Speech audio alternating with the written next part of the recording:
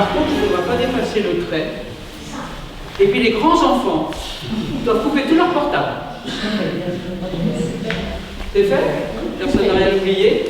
Donc on va faire le spectacle et puis après vous aurez un goûter. Et bienvenue à tous.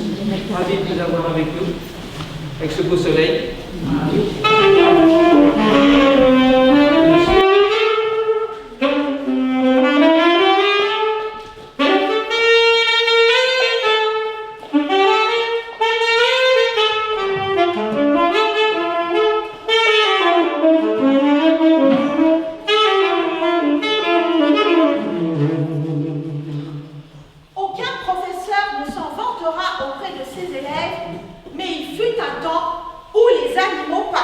Comme vous et moi. Plus que vous et moi. Il n'avait que ça à faire. La télévision n'existait pas. Facebook, Twitter, Google, Yahoo, YouTube non plus. Les tablettes numériques, les jeux vidéo, et pour vous mesdames, les soldes d'automne ou de printemps n'avaient pas été inventés. Il n'y avait donc que ça à faire. Les chiens n'aboyaient pas. Les chats ne miaulaient pas. Les ânes ne brayaient pas. C'est à vous. Le cheval ne hennissait qu'en de rares occasions et il ne serait venu à aucun cerf l'idée de le braver. Pourquoi faire? C'était tellement plus simple de faire des phrases, de raconter des histoires, d'inventer d'autres histoires. La raison du plus fort est toujours là, meilleure. La raison du plus fort est toujours la meilleure. La raison du plus fort est toujours la meilleure. Nous l'allons montrer tout à l'heure. Un agneau se désaltérer dans le courant d'une onde pure. Un loup survient à Jean qui cherchait aventure et que la faim en ses lieux attirait. Qui te rend si hardi de troubler mon breuvage? Dit cet animal plein de rage. Tu seras châtié de ta témérité. Sire, répond l'agneau, que votre majesté ne se mette pas en colère, mais plutôt qu'elle considère que je me vas désaltérant dans le courant plus de 20 pas en dessous d'elle, et que par conséquent, en aucune façon je ne puis troubler sa boisson. Tu la troubles, reprit cette bête cruelle. Et je sais que de moi, tu médites l'an passé. Comment l'aurais-je fait si je n'étais pas née? Reprit l'agneau. Je t'aime encore ma mère. Si ce n'est toi, c'est donc ton frère. Je n'en ai point. C'est quelqu'un de tien, car vous ne m'épargnez guère. Vous, vos bergers et vos chiens, on me l'a dit, il faut que je me venge. Là-dessus, au fond des forêts, le loup l'emporte, et puis le mange, sans autre forme de procès. Mais, si on jouait à quelque chose, un cache-cache ou chat perché. Et l'agneau alors? Oui, l'agneau que vous avez mangé. L'agneau que j'ai mangé, lequel? Comment? Vous en avez donc mangé plusieurs? Eh bien, bravo, c'est-tu joli? Bien sûr que j'en ai mangé plusieurs. Vous en mangez bien, vous? Bah, eh ben, moi, j'en mange. Oh, bah oui. Ben voilà, et moi aussi, j'ai mangé du gigot au déjeuner de ce midi. Eh ben, vous voyez bien que je suis pas méchant. Un loup, rempli d'humanité, s'il en est de tel dans le monde, fit un jour sur sa cruauté, quoiqu'il ne l'exerçât que par nécessité, une réflexion profonde. Je suis haï. Dit-il. Et de qui? De chacun. Le loup est l'ennemi commun. Chien, chasseur, villageois, s'assemblent pour sa perte. Jupiter est là-haut étourdi de leurs cris. Mais c'est par là que de loup, l'Angleterre est déserte. On y mit notre tête à prix. Il n'est Amberot qui ne fasse contre nous tel banc oublié. Il n'est Marmot osant crier que du loup, aussitôt sa mère ne menace. Le tout pour un agneau rogneux, pour un mouton pourri, pour quelques chiens hargneux dont j'aurais passé mon envie. Oh, eh bien, ne mangeons plus de choses ayant une vie. Baissons l'herbe, broutons, mourons de faim plutôt. Est-ce une chose si cruelle? Vaut-il mieux s'attirer la haine universelle? Disant ces mots, il vit des bergers pour leur veau, mangeant un agneau cuit en broche. Oh, oh, Dit-il. je me reproche le sang de cette gens, et voilà ces gardiens s'en repaissant, eux et leurs chiens, et moi loup, j'en ferai scrupule. Non, par tous les dieux, non, je serai ridicule. Thibaut l'annulé passera, sans qu'à l'approche je le mette, et non seulement lui, mais la mère qu'il tête et le père qui l'engendra. Ce loup avait raison. Est-il dit qu'on doit faire festin de toutes trois, manger les animaux, et nous les réduirons au mets de l'âge d'or, autant que nous pourrons. Ils n'iront ni croc, ni marmite. Berger, berger, le loup n'a tort que quand il n'est pas le plus fort. Voulez-vous qu'il vive en ermite? Oui, mais dites-moi, loup, j'avais oublié. Ah. Le petit chaperon rouge. Parlons-en un peu du petit chaperon rouge, voulez-vous? Oula, le cul, ben je l'ai mangé. Oui, non, mais je vous éprouve, je vous assure que j'en éprouve bien du remords. Et si c'était à refaire, je préférerais mourir de faim. Tout de même, vous avez mangé le petit chaperon rouge. Oh, mais je l'ai mangé, oui, mais enfin, c'était une erreur de jeunesse, un petit péché miséricorde.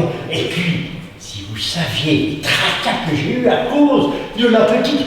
Tenez, on est allé jusqu'à dire que j'avais commencé par manger la grand-mère de la grand-mère.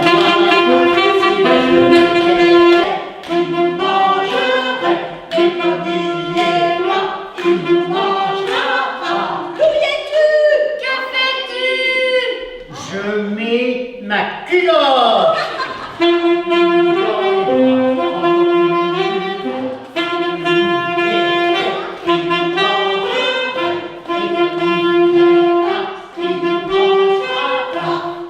Et vous préféreriez manger la grand-mère ou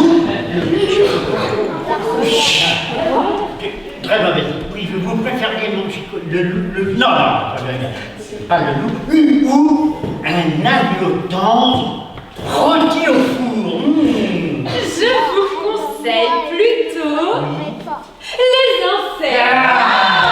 Oh, on dit que c'est l'aliment du futur.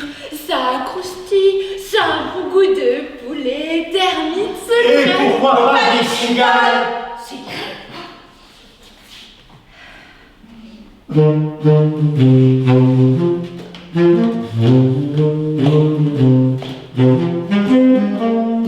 La cigale ayant chanté,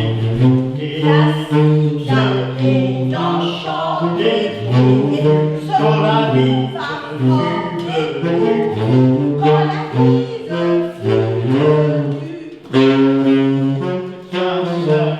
petit morceau de mouchon, de vermisseau, elle a crié famille, j'ai la fouille, ça doit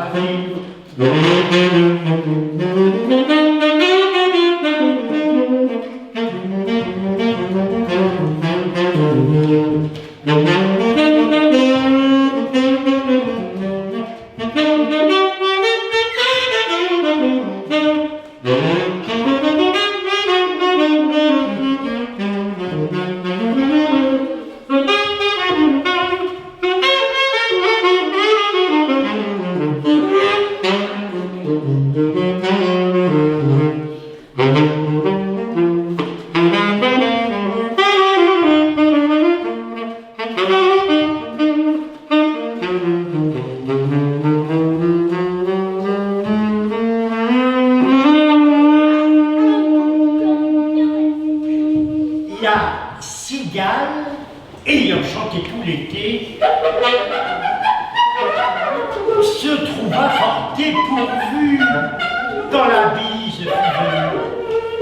Pas un seul petit morceau de mouche ou de vermisseau.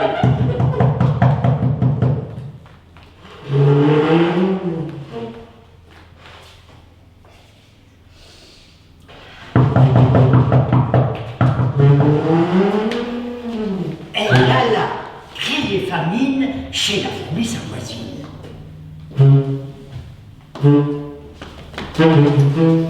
La priant de lui prêter quelques grains pour subsister jusqu'à la saison nouvelle. Je vous paierai. Lui dit-elle. Avant l'août, foi d'animal, intérêt est principal. La fourmi n'est pas prêteuse. C'est là son moindre défaut. Que faisiez-vous au temps chaud? Dit-elle à cette emprunteuse. Nuit et jour à tout moment, je chantais de Vous chantiez. J'en suis fort aise. Eh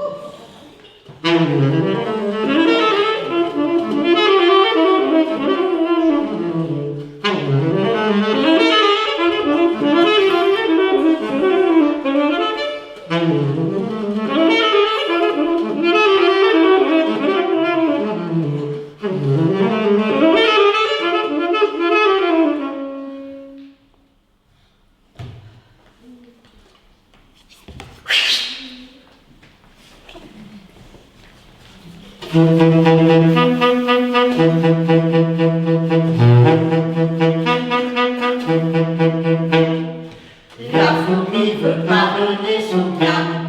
Miam. La fourmi veut pardonner son gain.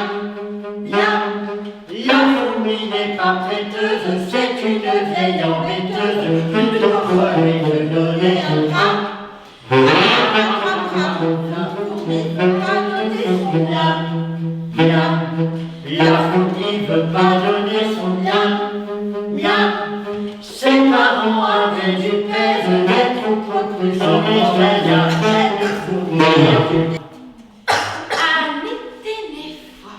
petite fourmi, relax, porc n'avait né stéréofifi, né mini-crasquette et né frigirateur. La cigale est dans le show business, yes, mais elle ne veut pas montrer ses fesses.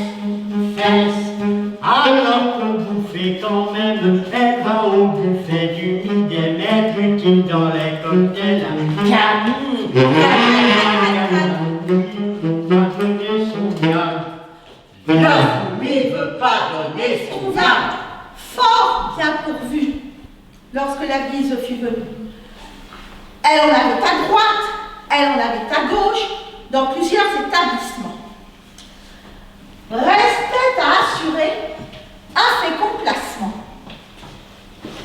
Elle alla trouver un renard spécialisé dans les prêts hypothécaires, qui, la voyant entrer, l'œil noyé sous le phare, toute enfantine et minaudière, crut qu'il tenait la bonne affaire. Madame, Lui dit-il, j'ai le plus grand respect pour votre art et pour les artistes. L'argent, hélas, n'est qu'un aspect bien trivial, je dirais bien triste, si nous en avions tous besoin de la condition humaine. L'argent réclame des soins. Il ne doit pourtant pas devenir une gêne à d'autres qui n'ont pas vos dons de poésie, vous qui planez. Laissez le rôle ingrat de gérer vos économies. Un de trop bas calcul, votre art s'étiolera. Vous perdriez votre génie. Allez, signez donc ce petit blanc-seing, et ne vous occupez de rien. souriant avec bonhomie, Croyez, madame, dit-il, je voudrais pouvoir, moi, tout comme vous, de sacrifier un commune. Il tendait son papier. Je crois que l'on s'amuse. Lui dit la cigale, l'œil froid. Le renard, tout sucre et tout miel, vit un regard d'acier briller sous le rimel. Si j'ai frappé à votre porte, sachant le taux exorbitant que vous prenez, c'est que j'entends que la chose rapporte.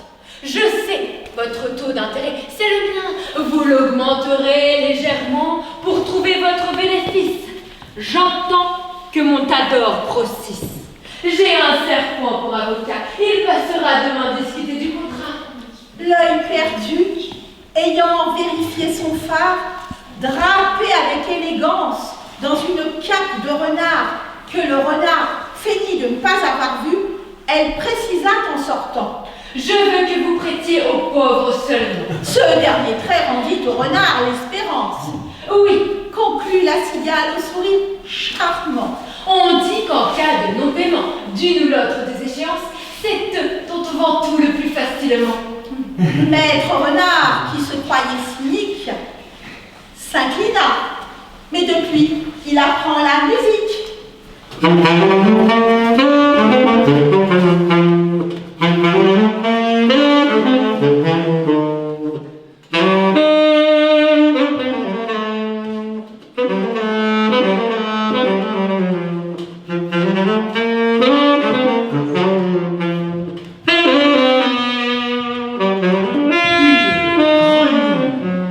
Vit un bœuf qui lui sembla de belle taille. Elle, qui les grousse en tout comme un œuf, envieuse, s'étend et sent et se travaille pour égaler l'animal en grosseur, disant Regardez, ma sœur, est-ce assez? Dites-moi, n'y suis-je point encore? Nenni. M'y voici. Point du tout. M'y voilà. Vous n'en approchez guère. la chétive pécore s'enfla si bien qu'elle creva. Ah oui. Le monde est plein de gens qui ne sont pas plus sages. Tout le bourgeois veut bâtir comme les grands seigneurs. Tout petit prince a des ambassadeurs. Tout marquis veut avoir des pages. Ah, et je connais une grenouille beaucoup plus gentille et qui n'a pas éclaté, elle. Je crois savoir laquelle. La grenouille Adélie ne s'aime pas du tout. Elle se trouve laide comme un pou. Pour effacer, pour ne plus voir sa figure, elle a explosé son miroir contre un mur. Elle a gribouillé ses photos au stylo. Elle sait que l'attend un bien triste destin. Une vie sans amour du début à la fin. Mais, soudain, surgit Jules, un crapaud sans pustule. Il s'enflamme et déclame. Et je suis fou de tes yeux amoureux, Adélie. Marions-nous, nous ferons un beau couple amphibie. Adélie pique un phare et murmure. Oui, Et son nénuphar devient le paradis. Vous qui vous trouvez laid, pensez à cette fable. Vous avez quelque chose en vous de remarquable. C'est un je ne sais quoi, un petit rien du tout qui n'appartient qu'à vous. Un charme unique et chic, beaucoup plus attrayant que la beauté classique. le chat.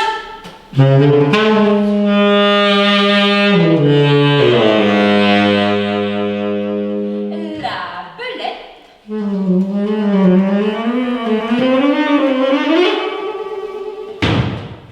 Et le petit lapin.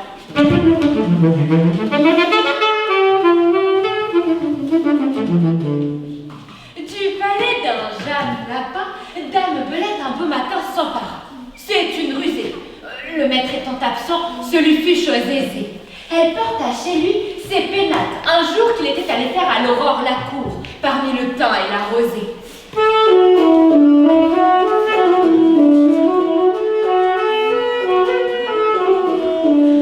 Après qu'il eut brouté, trotté, fait tous ses tours,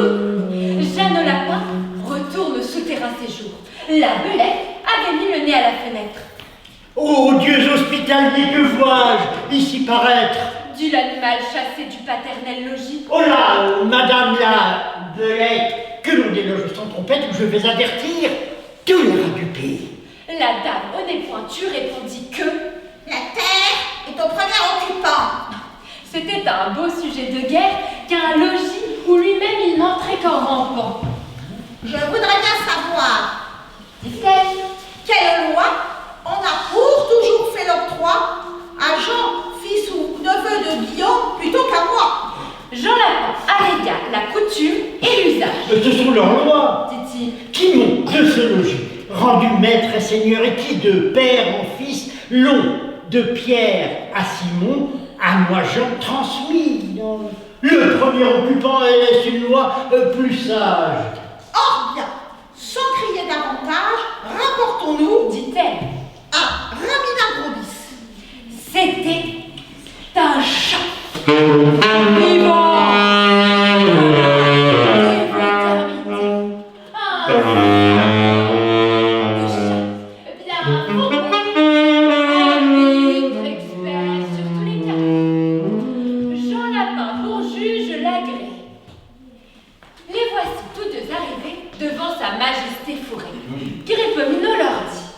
Les enfants, approchez, approchez, je suis sourd, les ans sont la cause. L'un et l'autre approcha, ne craignant nulle chose. Aussitôt qu'à portée, il vit les contestants. Le minot, le bon apôtre, jetant des deux côtés en émeutant la griffe, mit les plaideurs d'accord, en croquant l'un et l'autre. Ceci ressemble fort au débat où parfois les petits souverains se rapportant au roi. Sont tout jeunes, et il n'avait rien vu, fut presque pris au dépourvu. Il conta l'aventure à sa mère. J'avais franchi les monts qui bordent cet état et trotté comme un jeune rat qui cherche à se donner carrière, lorsque deux animaux m'ont arrêté les yeux. L'un, doux, bénin, gracieux, et l'autre, turbulent et plein d'inquiétude. Il a la voix perçante et rude, une morceau de chair, une sorte de bras dont il s'élève en l'air, comme pour prendre sa volée, la queue en panache étalée. Ah, c'était un cocher Un coq. dont notre souriceau fit à sa mère le tableau comme d'un animal venu de l'Amérique. Il se battait, Dit-il, les flancs avec ses bras, faisant tel bruit et tel fracas que moi, qui grâce aux dieux de courage me pique, en ai pris la fuite de peur, le maudissant de mon cœur. Sans lui, j'aurais fait connaissance avec cet animal qui m'a semblé si doux. Il est velouté, une humble contenance, un modeste regard et pourtant l'œil luisant. Je le crois fort sympathisant avec messieurs les rats, car il a des oreilles en figure au nôtre pareil. Je l'allais aborder quand d'un son plein d'éclat, l'autre m'a fait prendre la fuite. Mon fils, dit la souris. ce doucet est un chat qui, sous son minois hypocrite, contre toute ta parenté, d'un mal à vouloir est porté. L'autre animal, tout au contraire, bien éloigné de nous mal faire, servira quelques jours peut-être à nos repas. Quant au chat, c'est sur nous qu'il fonde sa cuisine. Garde-toi, tant que tu vivras, de juger des gens sur la mine. Ah, ça va être à vous. Qu'est-ce que ça veut dire de juger des gens sur la mine? Vous avez une idée? Alors, Moi j'ai une idée. vas-y. Bon, je dis que. On dit que des personnes qui sont un peu sur le produit pour. Voilà, sur les apparences. C'est juger les gens sur les apparences. Parce qu'il est mal habillé, on dit c'est un clochard, il peut être millionnaire. Voilà, c'est juger les gens sur les apparences. C'est ça sur la mine. Voilà. Alors, pendant que vous réfléchissez encore un petit peu à cette question, nous, Oui. on va faire Ah, une course ah oui, là. avec Super Speedy le lièvre.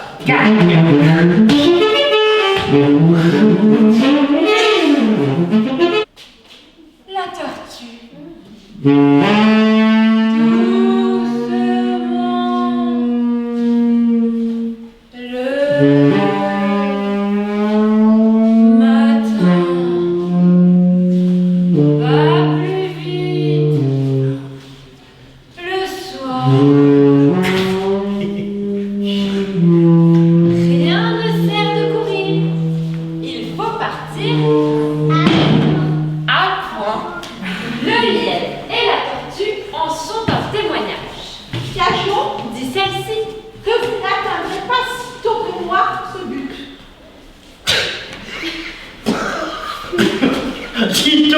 Mais êtes-vous sage? Répartit l'animal léger. Eh, ma commère, il vous faut purger avec 4 grains d'élébore. Sage ou non, je parie encore. Ainsi fut fait. Et de tous deux, on y prit du but les autres. Savoir quoi, ce n'est pas l'affaire. Ni du notre lièvre n'avait que 4 pas à faire. J'entends de ce qu'il fait. Lorsque près d'être atteint, il s'éloigne des chiens, les renvoie aux calendes et leur fait arpenter les landes. Ayant dit, du temps du rêve pour brouter, pour trotter, pour écouter d'où vient le vent, il laisse la tortue aller son train de sénateur. Elle part, elle s'évertue, elle se rase avec lenteur. Lui se contente, méprise une telle victoire, tient la gageure un peu de gloire, croit qu'il va de son honneur de partir tard. Mais quand il vit que la tortue arrivait tout presque au bout de la carrière, il est planté comme un trait. Mais les lentilles filles furent vains. La tortue arrive à la première.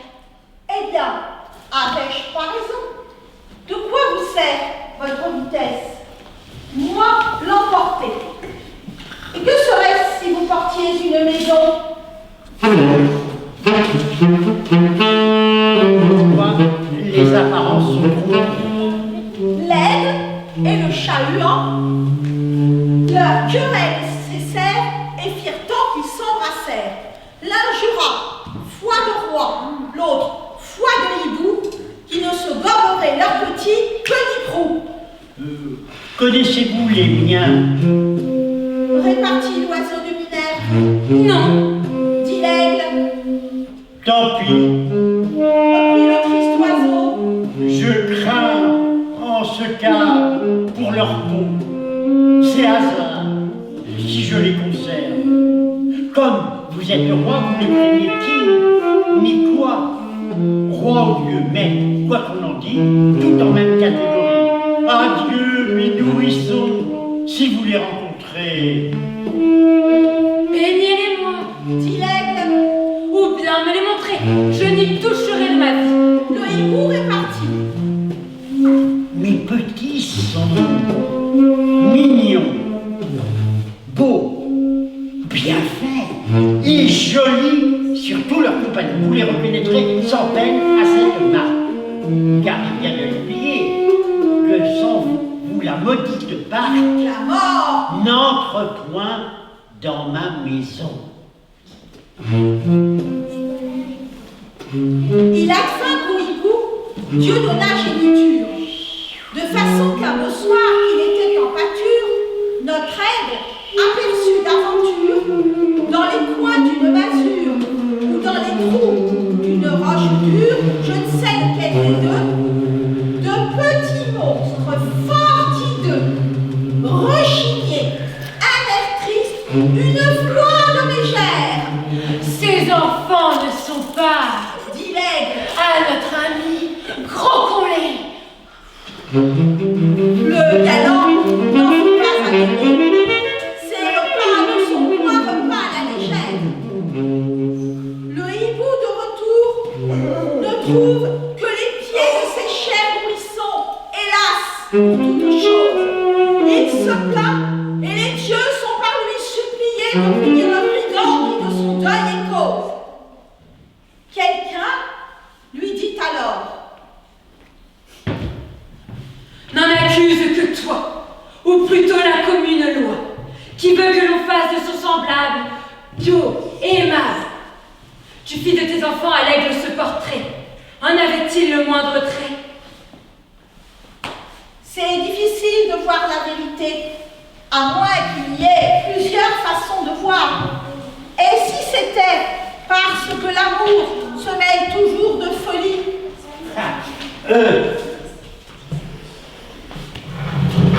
La folie un jour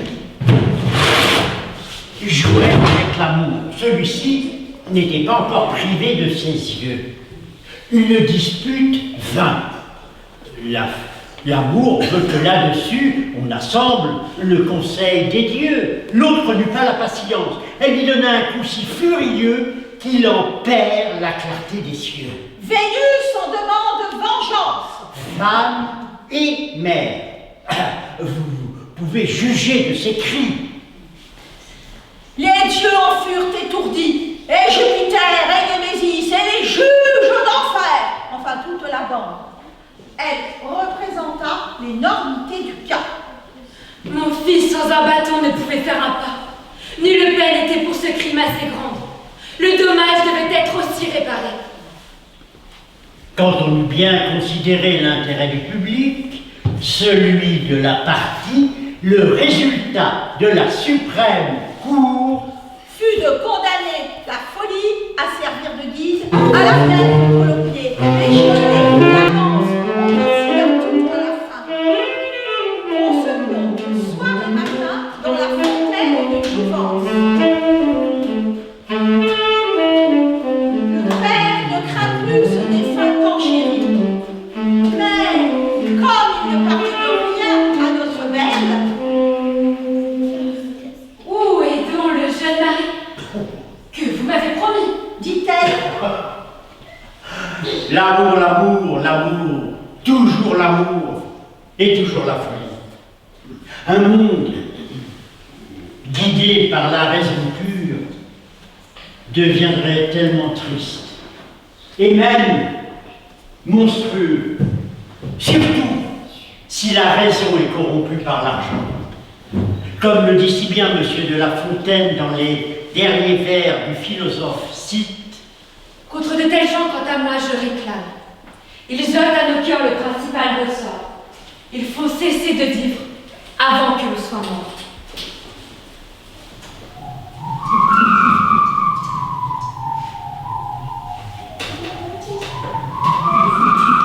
Un mal qui répand la terreur.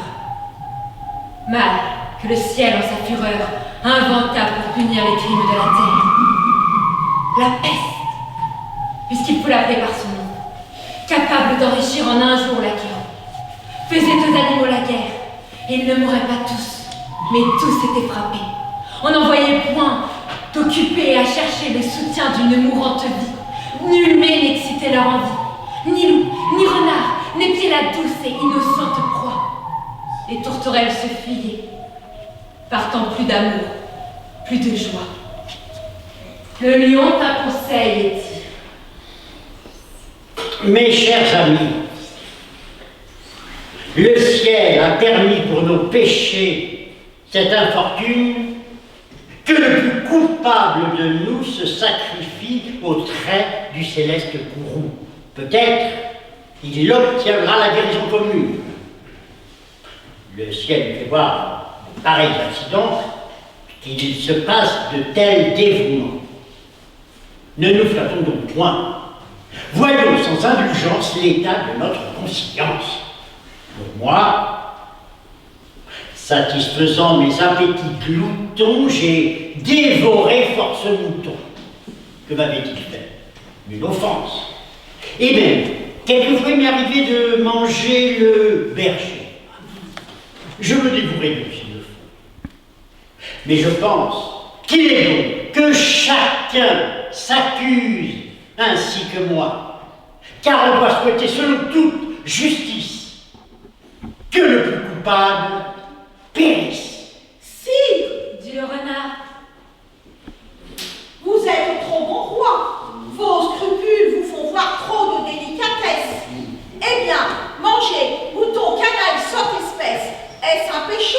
Non, non, vous leur fîtes, Seigneur, en les croquant, beaucoup d'honneur. Quant au berger, l'on peut dire qu'il était digne de tout mot, étant de ces gens-là qui sur les animaux se font un chimérique empire. Ainsi, dit le renard, et flatteur d'applaudir, on n'osa trop approfondir, ni du tigre, ni de l'ours, ni des autres puissances, les moins pardonnables offenses. Tous les gens querelleurs jusqu'au simple matin, au dire de chacun étaient de petits saints.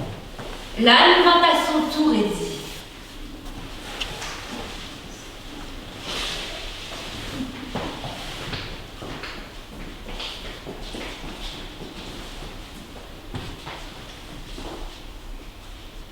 J'ai souvenance qu'en un près de moi ne passant, la faim, l'occasion, l'air de tendre, et je crois, quelques diables aussi me poussant,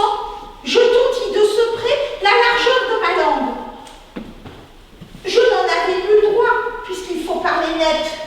À ces mots, on cria un mot sur le côté, un peu clair, pour revoir ça, qu'il fallait dévouer ce maudit animal, ce pelé, ce galop qui connaît tout la mal, sa pécaline, fut jugé à cœur dans l'âme. Manger l'herbe d'autrui. Quel crime abominable! Rien que la mort était capable d'expier son forfait, et on le fit bien. Selon que vous serez puissant ou misérable, les jugements de cour vous rendront blanc ou noir. Un loup n'avait que les os et la peau, tant les chiens faisaient bonne garde. Ce loup rencontre un homme aussi puissant que beau qui s'était fourvoyé par mes gardes. L'attaquer, le mettre en quartier.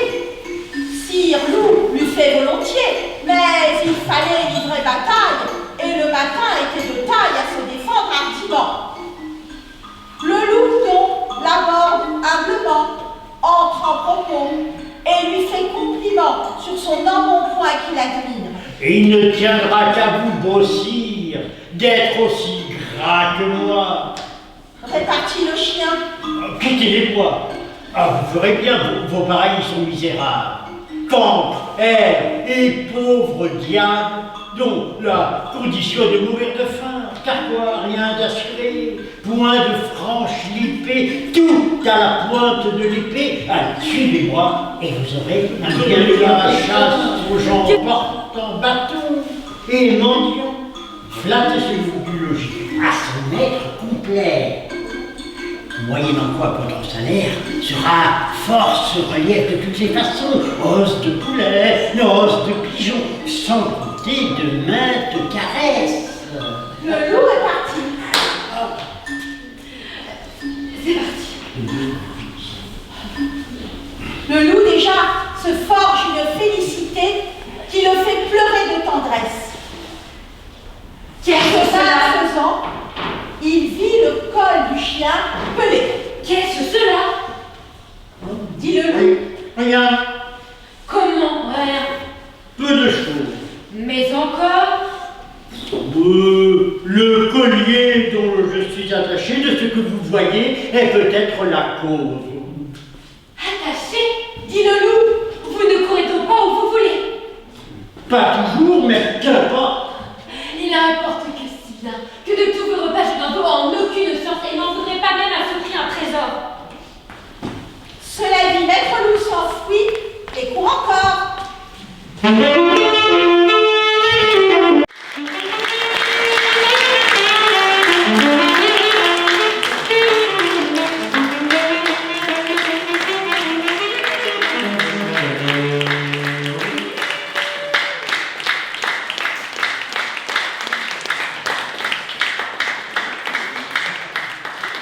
Merci à vous, merci d'être venus, quand même nombreux, oui, c'est beau, puis il y avait tellement d'événements partout, là c'est super. On voudrait remercier donc... Les amis du château d'Amoty. Voilà.